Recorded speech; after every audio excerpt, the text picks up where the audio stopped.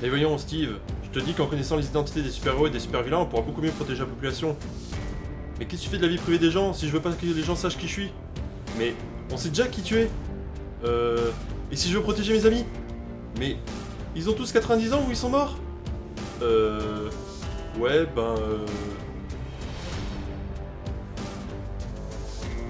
Sauf moi.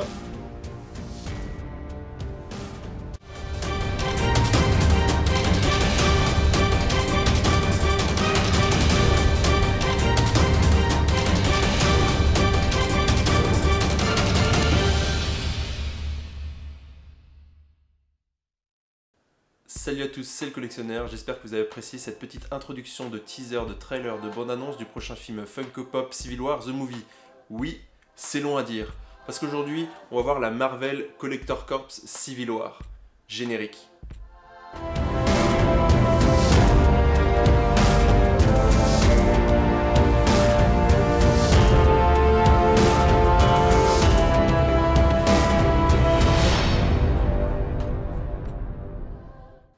Alors comme pour toutes les Collector Corps, quand on l'ouvre, on a le droit à de beaux dessins de comics à l'intérieur. Puis, on retrouve un patch et un pins. Concernant le patch, il a l'effigie de Crossbone. Il fait pas mal penser au Punisher, mais ça fait toujours autant badass. Le pins, quant à lui, est à l'effigie de Black Panther et il est aussi beau que le pins Deadpool qu'on avait eu. On a aussi le droit à un tour de cou Civil War à l'effigie des Funko Pop. Je suis pas fan des tours de cou, mais disons que c'est un petit bonus dans cette box. Ensuite, juste en dessous, on retrouve un flyer de la prochaine Marvel Collector Corps, ainsi que les Collector Corps qu'on a pu rater. Je crois que c'est la première fois qu'on a un flyer comme ça dans une Collector Corps. De l'autre côté, on a le contenu, mais on va garder ça pour la suite. Ensuite, on a le droit à un magnifique t-shirt de la Team Iron Man face à la Team Captain America. Whose side are you on? Ensuite, comme dans toutes les Marvel Collector Corps, on a le droit à un petit comics avec une variante cover à l'image des Funko Pop. Personnellement, après avoir vu les bandes annonces de Civil War, j'ai hâte d'en découvrir un peu plus sur ce personnage qui est Black Panther. Ensuite, on a le droit à une jolie Dorbs d'Iron Man avec un effet métallisé. Elle est toute mignonne. Et voilà pour la Dorbs d'un peu plus près. Même si vous aimez pas les Dorbs, là vous pouvez pas dire qu'elle est pas super classe. Avec sa peinture métallisée, je pense qu'elle ferait de l'effet à n'importe qui. Ensuite, on a le droit à un magnifique Tupac, non pas le rappeur, de Funko Pop de Captain America et Iron Man. Elles sont franchement super belles, même si, on va le voir, elles ont parfois quelques défauts. En premier, on a donc la pop de Captain America, qui est franchement plutôt pas mal, même si je la trouve quand même très proche de l'ancienne.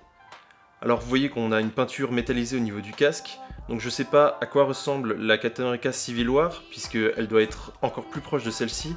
Et finalement, si vous avez déjà une Captain America Civil War, celle-ci doit être quand même très ressemblante, avec juste la tête qui va un peu de côté.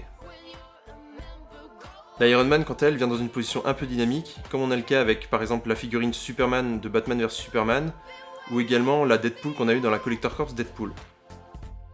Malheureusement, premier défaut, la pop ne tient vraiment pas bien sur son socle. Le socle a tendance à partir, et avec le poids de la pop, elle peut tomber en avant et se décrocher. Ensuite, je vais pas forcément y arriver, mais je vais essayer de vous montrer les défauts de ma Iron Man. Ici, vous pouvez commencer à voir que la peinture est complètement décalée. Le airbrush a complètement été raté. On retrouve le même défaut sur la jambe avant, ici avec un petit coup de peinture qui est un peu décalé, même si ici c'est pas très grave.